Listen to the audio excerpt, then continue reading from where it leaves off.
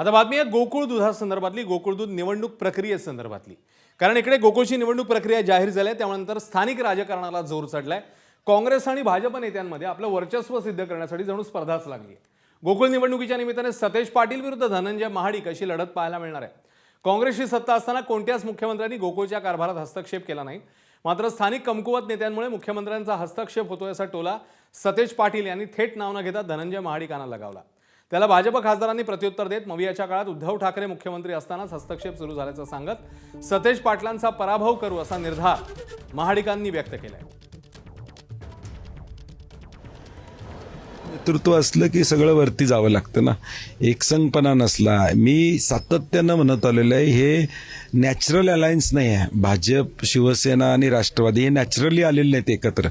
आम्ही राष्ट्रवादी आणि काँग्रेस 99 साली एकत्र आलो, नॅचरली होती, एक विचार होता। हा पर्यायाने झालेली युती या राज्यातली आणि त्या युतीतल्या घटक दोन्ही पक्षाला आता दणके बसायला लागलेले आहेत। त्यांना लक्षात यायला लागलं नेमका भाजप काय आहे ते। 25 वर्षे महाडिक साहेबांच्या ताब्यात दूध संघ असताना पारदर्शक कारभार होता, त्यामुळे कोणाचा हस्तक्षेप करण्याचा प्रसंग किंवा प्रयत्न झाला नाही किंवा प्रसंगी आला नाही।